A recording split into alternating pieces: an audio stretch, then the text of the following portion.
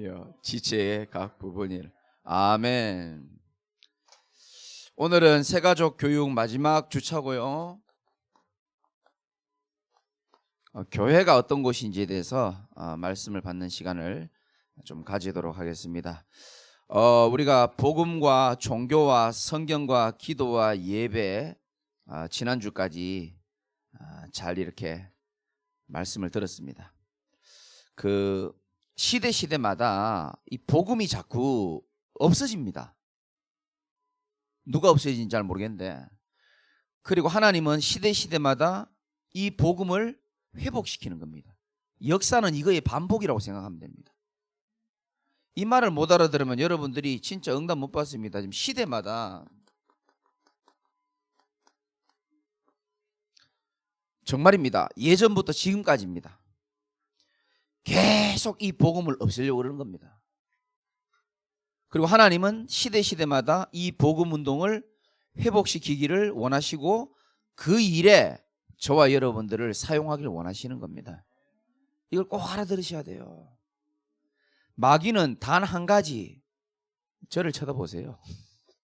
마귀는 단 한 가지 목적이 있습니다. 복음 빼앗아 가려고 하는 겁니다. 교회도 마찬가지. 여러분들이 항상 기도해야 되는 것은 우리 교회가 오직 복음 전하는 교회가 될 수 있도록 기도하셔야 되는 겁니다. 마귀는 그거 하나 뺏는 게 목표예요. 개인도 그렇고 교회도 그렇고 하나님은 언제든지 이 복음을 다시 회복시키기 원하시는 겁니다. 그 흐름 속에 있는 저와 여러분, 이들의 모임이 뭡니까? 교회입니다. 알아들으시겠어요? 교회는 뭐냐면은 시대마다 복음이 사라지는데 이 복음을 회복하기 위하여 하나님이 저와 여러분 부르셨잖아요. 그들의 모임이 교회인 겁니다. 끝이죠, 사실은. 그래서 교회의 의미는 뭐냐? 교회는 크게 세 가지 의미가 있습니다. 첫 번째는, 교제는 참고 마시고요, 예수님을 구원자로 고백한 자들의 모임이 바로 교회라는 겁니다. 두 번째는 일정한 지역 안에 있는 신자들의 모임, 그러니까 지역에서, 직장에서, 가정에서 예수를 그리스도라고 고백한 사람들의 모임도 똑같이 교회인 겁니다. 그리고 간판 없는 지교회죠. 마지막으로 예배를 드릴 수 있는 유형적 공간, 일반 사람들이 말하는 교회 있잖아요. 이 건물, 십자가가 그려져 있는 교회당을 또 교회라고 하는 겁니다. 됐죠? 예, 의미는 됐습니다. 구성입니다. 교회의 구성은 목사가 교회의 머리가 아니고 교회의 머리는 예수 그리스도가 머리라고 말씀하신 겁니다. 이걸 모르니까 많은 교회들이 싸우는 거예요. 우리 교회 재직회 1년에 한 번씩 합니다. 싸우는 거 본 적 있습니까? 없죠. 제가 교육을 시켰습니다. 처음에 앞에 나와서 누군가 발언을 하고 교회의 안건을 얘기할 때는 열내지 마라. 얼굴 빨개질 것 같으면 안 나오는 게 나아요. 앞으로도 그래야 됩니다. 우리 교회는. 왜 내가 열을 내서 내 교회 다니는데 왜 그렇게 열을 냅니까? 그리스도가 머리가 딱 돼 있는데, 그죠? 그래서 여러분들이, 우리 후대들에게 지금부터 교회의 올바른 모델을 보여줘야 되는 겁니다. 아, 교회란 이런 거구나. 오면 은혜 받고 좋고 웃고 평안하고 안식이 있고 삶의 해답을 찾고, 올바른 교회의 모델을 보여줘야 되는 겁니다. 교회의 머리는 예수 그리스도. 목사인 저도 제 마음대로 안 하려고 그래요. 언제든지 기도하면서 인도받는 겁니다. 또 당회나 또 여러분들 같이 소통하면서. 그런데 여러분 하지 말라는 거 안 하잖아요, 제가 잘. 자, 보십시오. 머리가 예수 그리스도면 몸뚱아리는 누굴까요? 오늘 말씀에 나오잖아요. 자, 고린도전서 12장은 우리 교회를 말하고 있는데, 이 몸뚱아리는 하나님의 자녀된 성도를 말하는 겁니다. 아시겠죠? 그죠? 그래서 보십시오. 어떤 사람은 나오는데요, 어떤 사람은 머리 역할을 하는 사람도 있고, 어떤 사람은 손가락 역할을 하는 사람도 있고. 발가락도 중요해요, 안 중요해요? 그 중요해요. 여러분이 볼 때 이 지금 다형상이라고 적혀 있는데요. 나하고 사람들이 다 너무 다른 것 같아. 아, 우리 교회는 나하고 똑같은 사람이 없어. 그게 교회입니다. 세상의 클럽이나 모임은 내가 원하는 운동, 내가 원하는 서클 모임, 뭔가 공통 분모가 있기 때문에 비슷하고 맞는 사람들이 많이 모여요. 그런데 여긴 다 틀려요. 고향도 틀리고 성격도 틀리고. 그런데 하나님은 우리 인간의 몸처럼 다 다른데 다 모아가지고 한 몸을 이루는 겁니다. 그러니까 뭐 하나만 아파도, 발가락 하나만 아파도 걸어다니기 불편합니다. 맞죠? 그렇게 여러분들이 성도를 어떻게 해야 됩니까? 이해를 할 수 있어야 됩니다. 제가 이거 이해 못하니까요, 교회가 막 힘들더라고요. 내 같은 사람이 없는 거예요. 근데 성경 읽어보고 알았습니다. 그렇구나. 다 하나님이 18절 말씀이 나옵니다. 하나님이 그 원하시는 대로 지체를 각각 몸에 두셨으니. 21절에 눈이 손들어 말합니다. 내가 너 보니까 쓸데없다. 그렇게 말 못한다는 겁니다. 머리가 발들어 내가 너를 쓸데없다 하지 못하리라. 교회에 쓸데없는 사람이 있어요, 없어요? 없습니다. 그게 교회예요. 그러니까 성경적으로 여러분이 교회를 바르게 이해하고 계시기 바랍니다. 그래서 교회는 예수님을 그리스도로 인정하는 모임이기 때문에 교회는 지식인도 올 수 있고 무지한 사람도 올 수 있고 재벌도 올 수 있고 지나가는 거린도 올 수 있는 게 바로 교회입니다. 이걸 여러분이 바르게 이해하셔야 되는 겁니다. 아유, 교회 뭐 저런 게 와가지고 말이야. 그럼 저런 게 어디 갑니까? 저런 게 교회 와야죠. 저런 게 복음 듣고 살아나야 안 되겠습니까? 교회 와가지고. 그 여러분들이요, 여러분 생각으로 교회를 쳐다보면 갈등이 많이 생겨요. 근데 말씀을 기준으로 해서 교회를 보면 다 이해돼요. 다 소중하게 보이고요. 그러면서 교회는 또 조직이 있습니다. 직분별로 또 이렇게 나이별로 이렇게 딱 직분이 있죠. 그리고 딱 나누어지게 되는데 조직이 나누어지는 것처럼 보이지만 결국은 일체성, 한몸 사상입니다. 다 나뉘어져 있는 것처럼 보이지만 다 하나예요, 아니에요? 하나가 되는 겁니다. 우리 몸이 그렇잖아요. 손과 발이 나누어져 있는 것처럼 보이지만 하나예요, 사실은. 발이 아프면요, 몸이 괴로워요. 그렇죠? 똑같은 겁니다. 세 번째, 교회는 뭐 하는 곳이냐? 교회의 사명. 교회는 사람을 많이 끌어모으는 곳이 아니고 모든 교회에 온 사람들을 통하여 또 현장의 구원과 진리를 깨닫도록 하는 게 교회의 첫 번째 사명입니다. 그래서 교회에 와서 구원 못 받게 하면 그 교회는 죄를 짓는 겁니다. 구원받을 수 있도록 도와줘야 되는 겁니다.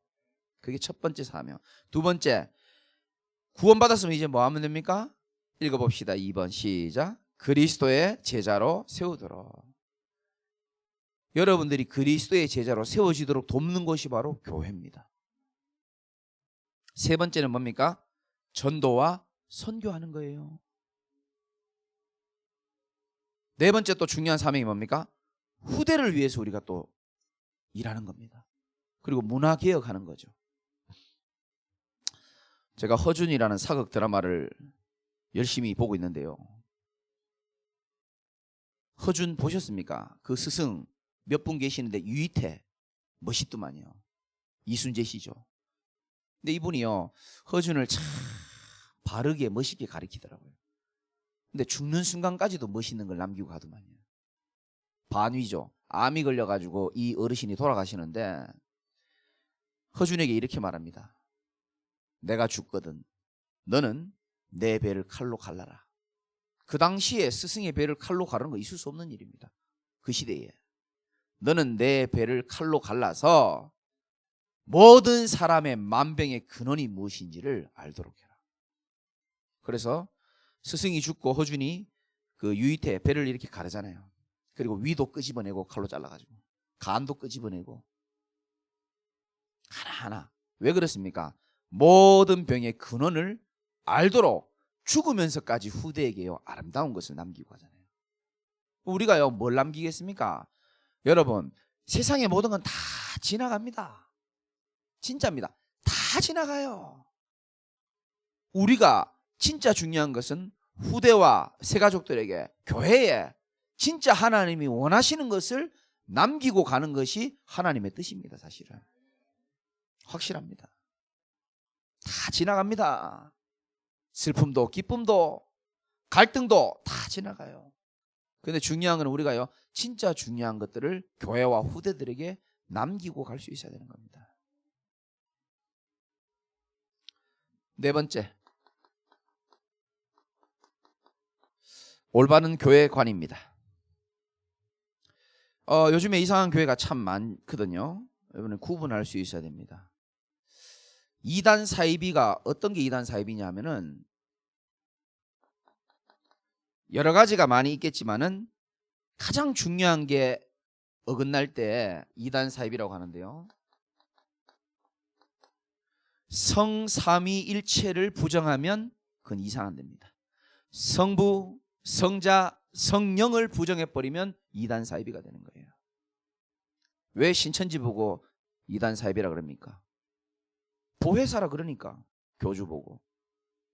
지난주에 신천지 교인 만났는데 본인은 아니다라고 얘기하는데 글쎄요, 많은 제가 좀 생각을 하게 되더라고요.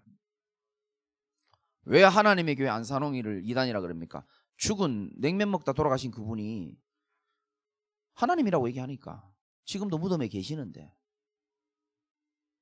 성부, 성자, 성령 이 삼위가 일체라는 사실을 부정할 때 그걸 보고 이단 사이비라고 하는 겁니다. 그러면 반대로 말하면 가장 중요한 것은 성삼위 하나님을 인정하고 그리스도를 통하여서 유일하게 구원 얻을 수 있는 그 축복을 말해주고 누리는 것이 바로 교회입니다. 이게 올바른 교회관이죠. 그래서 전 성도들이 교회화, 교회 중심이 되도록 우리 새가족들을 도우시기 바랍니다. 교회화가 뭡니까? 교회를 꾸준히 이제 잘 나오니까 교회화가 됐다? 아니에요.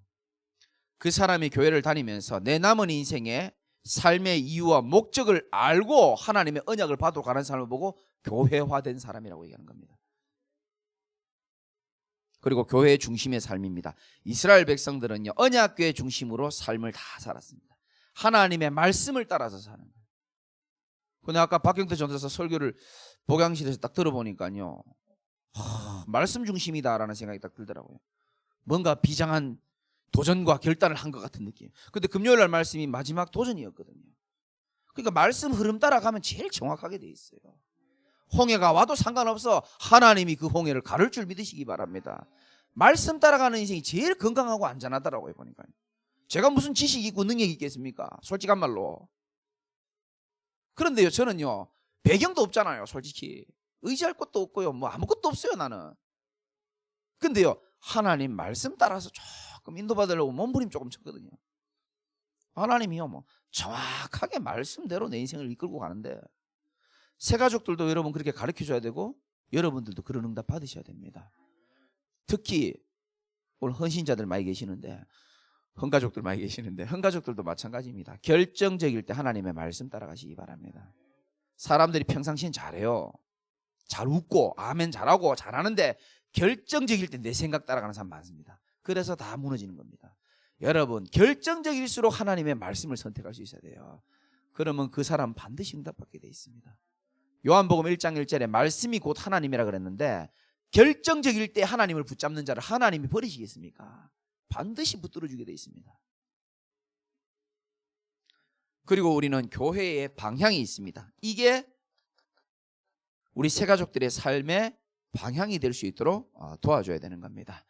우리는 한 사람 한 나라 한 지역을 살릴 300 제자들을 세워서 지역의 교회를 세우고, 또 비전센터를 세워서 문화를 바꾸고 237 나라와 5천 종족을 향하여 남은 인생을 드리는 축복된 제자 교회임을 믿으시기 바라고.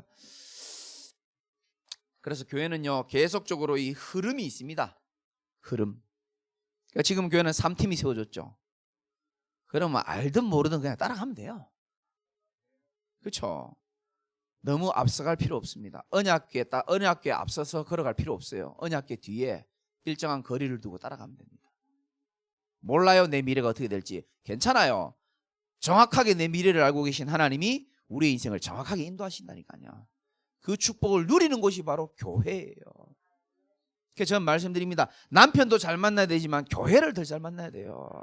인생의 방황은 하나님 만나면 끝나고 신앙의 방황은 좋은 교회 만나면 끝나는 줄 믿으시기 바랍니다. 좋은 교회가 뭐냐? 오직 복음으로 성도들을 세워나가는 교회입니다.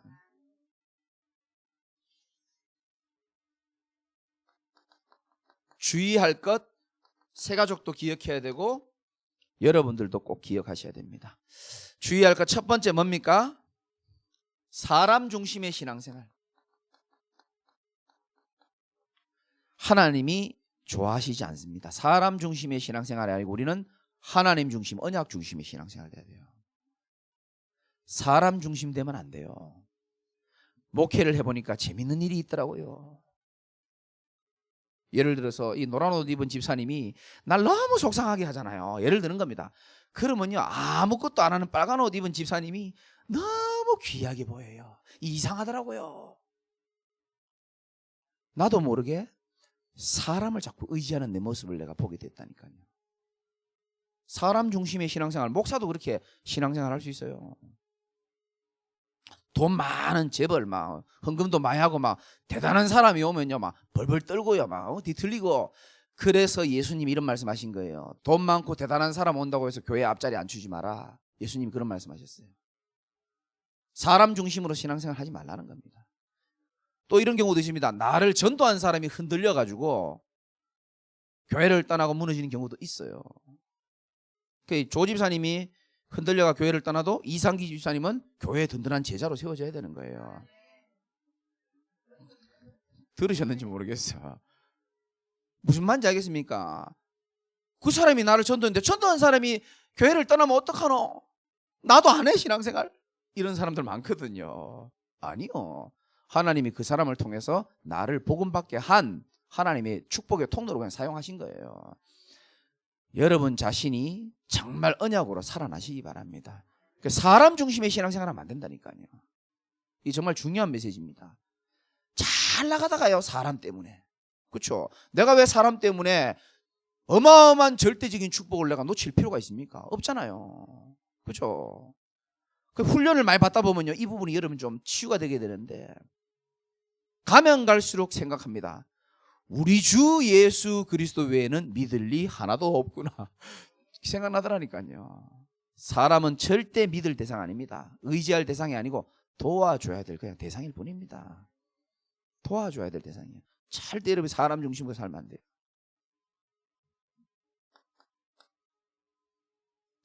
두 번째, 교회는 뭐라고요? 영적인 병원이에요.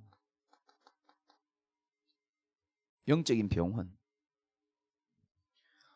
그러니까 여러분 병원 최근에 요즘에 우리 교회가 지금 수술이 유행인데 수술하시는 분들 많이 계시는데, 병원에 내가 아파가지고 딱 그 대기하고 있는데, 내과에 가서 대기하고 있는데 내가 아파서 갔잖아요 병원에. 근데 내 옆에 사람 보니까 완전히 죽기 직전이라. 그거 보고 그렇게 정지합니까? 니는 인생을 어떻게 살았길래 몸이 이렇게 망가졌냐? 안 그러잖아요. 병원에 가면 내가 치료받는 게 그게 제일 우선이잖아요. 교회 똑같습니다. 멀쩡하게 양복 입고 멀쩡하게 드레스 입고 원피스 입어도 속은 몰라요. 평생에요, 우리가 모르는 상처와 영적 문제와 여러 가지 세상에 각인 찌들어진 상태에서요, 견디다 못해 하나님의 은혜로 교회에 발을 내디딘 겁니다. 그래서 화장에 속으면 안 돼요. 분장에 속으면 안 되고요. 미소와 표정에 속으면 안 됩니다. 아시겠죠? 그죠? 그 사람이 딱 볼 때는요, 그래, 얼마나 인생에서 복음 몰라서 고생하다가 어떤 은혜로, 하나님의 큰 은혜로 이렇게 성전에 하나님 보내셨을까? 저는 늘 그렇게 봐요. 오늘도 뭐 누가 새가지고 온다 그러던데 오면 그냥 그렇게 봐요. 얼마나 인생을 하나님 떠나서 복음 없이 자신의 인생을 포장하고 나름대로 버티다가 자존심도 있었을 텐데 하나님 앞에 나왔을까? 내가 그 사람에게 정말 복음과 하나님의 영혼 사랑하는 마음을 가지고 말씀을 전하고 기도해야 되겠다. 그게 맞는 거예요. 그래서 여러분이 영적인 눈으로 모든 걸 볼 수 있어야 되는 겁니다. 병원입니다. 옆에 분 한번 봐봐요. 다 환자예요. 심각해 보이죠? 다 환자라니까요. 그래서 여러분들이 영적인 병원인 겁니다. 예수님이 그래서 치유하러 왔다 그러잖아요. 세 번째, 상업적인 거 조심하라 그랬습니다. 제가 늘 새가족 교육 때 말씀드리는 거기 때문에 이름을 거명할 수는 없고, 제가 전에 섬겼던 교회에 어떤 권사님 한 분이 계시는데 예쁘게 생기고 깔끔해요. 여자가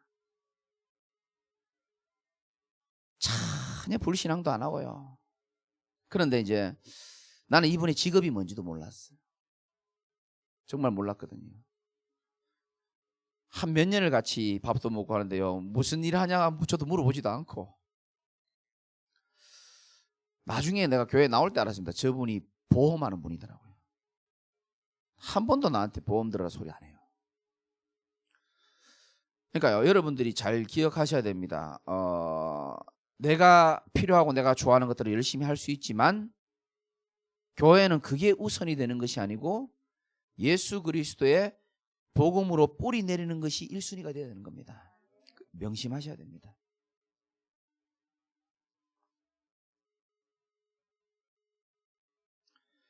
할 말이 참 많은데 무슨 말인지 잘 알아들으시기 바랍니다. 무슨 일이 있어도 예수님이 얘기했잖아요. 이 세 가지 것들을 통해서 실족하지 않도록 해라, 그렇게 말했습니다. 왜냐? 한 영혼이 온 천하보다 귀하기 때문에. 여러분, 한 영혼이요, 복음을 제대로 듣고 뿌리 내리는 것과 여러 가지 주의할 것 놓쳐가지고 교회를 떠나고 복음을 못 듣고 하는 거하고, 이거는요 너무너무 차이가 큽니다, 사실. 그래서 여러분들이 왜 우리가 양보하고 기다려주고 이해합니까? 한 영혼이 어떻게 해서든지 복음에 뿌리 내리는 것이 너무너무 소중한 일이라는 것을 나도 알고 하나님 알기 때문에 거기에 여러분들이 꼭 쓰임 받으시기 바랍니다. 결론입니다.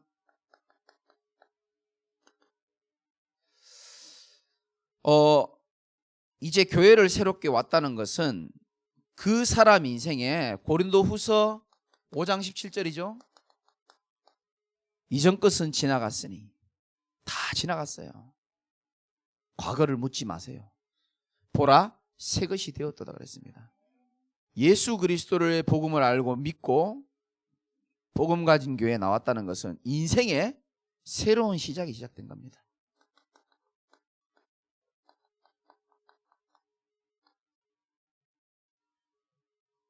저는 늘 새로운 시작하고 싶었던 사람인데 절대 새로운 시작이 안 되더라고요.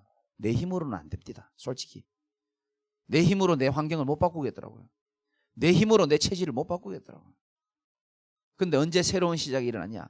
하나님이 내 인생의 주인 되어지고부터 인생은 바뀌기 시작하더라고요. 그러니까 새로운 시작이 시작되는 겁니다, 새 가족들이. 자, 어떤 새로운 시작입니까? 새로운 영적인 가족이 생긴 거예요. 난 여러분들 진짜 영적인 가족이라고 생각하거든요. 여러분들도 그렇게 생각할 수 있어야 됩니다. 하나님이 맺어준 영적인 가족입니다, 사실은.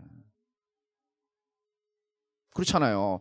여기 제 얼굴을 많이 보시는 분들은 일주일에 한 7번, 8번 보는 분도 계실걸요. 세상에 여러분 친척과 가족을 그만큼 자주 봅니까? 그죠? 새로운 가족입니다. 그래서 세상 공동체랑은 차원이 다르죠. 그래서 좋은 것도 나누고 아픈 것도 함께 나눌 수 있어야 되는 겁니다. 새로운 가족. 그리고 새 가족들에게 얘기해 줘야 됩니다. 새롭게 시작이기 때문에 전에 없던 뭐도 올 수 있다? 새로운 갈등도 올 수도 있습니다, 사실은. 맞잖아요. 교회 안 다닐 때는 한 번도 경험해보지 못했던 갈등이 교회 와서 갈등이 생길 수 있어요. 왜냐하면 새로운 세계가 열렸기 때문에 그런 겁니다. 그건 어디 가나 마찬가지입니다. 그렇죠? 일장일단이란 말 아시죠? 하나 좋은 게 있으면 하나 단점도 보일 수도 있습니다. 그래서 생기는 새로운 갈등들을 여러분이요 잘 해소할 수 있어야 되는 겁니다. 어떻게? 내 생각으로는 갈등 해소 못합니다. 하나님의 말씀을 가지고 갈등을 해소하는 겁니다. 저는 사람 관계에 갈등 많았는데 전부 하나님 말씀 보니까요, 다 그 갈등이 다 사라지더라고요. 마지막으로, 그러나 우리는 하나님의 새로운 축복이 이미 시작된 줄 믿으시기 바랍니다. 그래서 새가족 교육 여러분들이 한 6주차 응답을 잘 누렸습니다.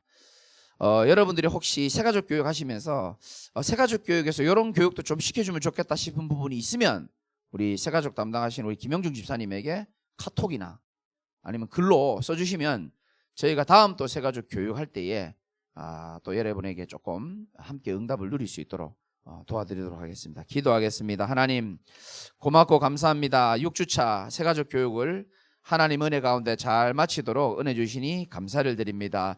우리 교회에 오는 모든 새가족들이 정말 복음을 제대로 알고 교회가 무엇인지를 제대로 알며 정말 새로운 시작을 할 수 있는 축복된 교회가 될 수 있도록 우리 새가족국과 또 우리 모든 새가족과 또 기도하는 모든 우리 성도들에게 하나님의 크신 은혜가 있도록 역사하여 주옵소서.